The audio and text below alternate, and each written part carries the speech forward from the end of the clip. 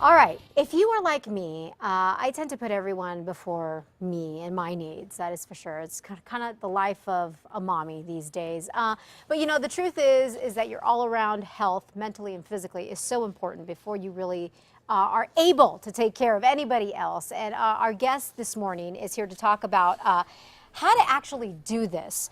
Amanda Davidson, marriage and family therapist, is joining us this morning. Thanks so much for coming in, Amanda. Again, Thank you. It's always a pleasure. So help, because there are so many mommies, women, for men for that matter, out there who are struggling with this. The importance of really taking care of ourselves mentally and physically. Correct? Correct. So let's talk about this issue. I'm sure you hear about this all the time in your practice. We see it a lot all the time in practice. We see the effects not only on us, but on the kids. And as a mom and a business owner and a wife, Yeah. I live it every day. Yeah. And the analogy I always tell my patients is you have to think of it just like you're on the airplane. You have to put your oxygen mask on first before you can be there to help anyone else. Because if you can't breathe and you can't be there, then that's not really going to help anybody long term.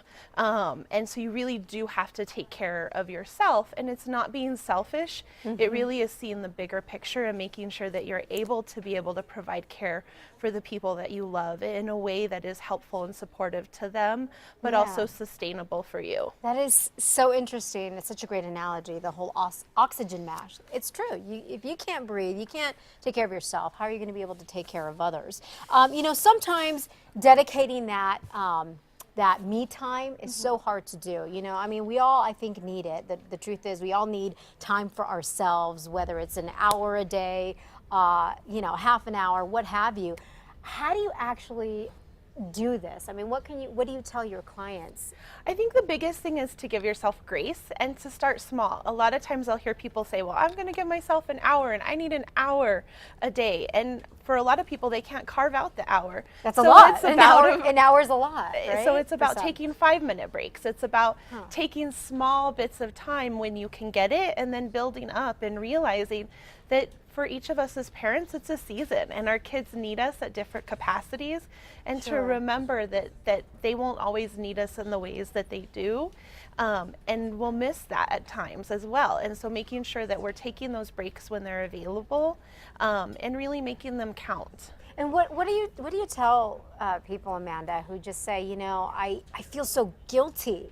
I feel so guilty when I want to take a half an hour just to myself, to close the door in the bedroom and just sit there, read a book, do my nails or something like that. What do you tell people? I tell people that actually feeling guilty about taking time is far less intrusive than feeling guilty about losing it when you are short-tempered with your family and the people that you love. Bingo. And so really being able to see that bigger picture, that taking that 30 minutes so that you can have an evening of 4 or 5 hours with your family that's enjoyable and that everybody benefits from, in the big picture, is much better than pushing feeling the through guilt afterwards and then having an attitude because you're so exhausted, et cetera, et cetera.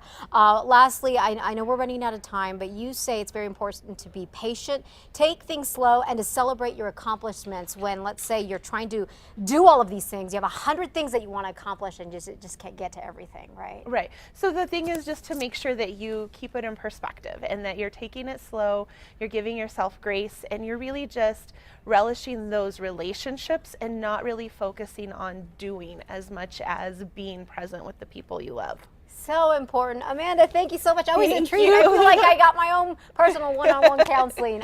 For more information on Amanda and what she does, how to reach her, please go to our website, casa.com, and click on the CASA blog. All right.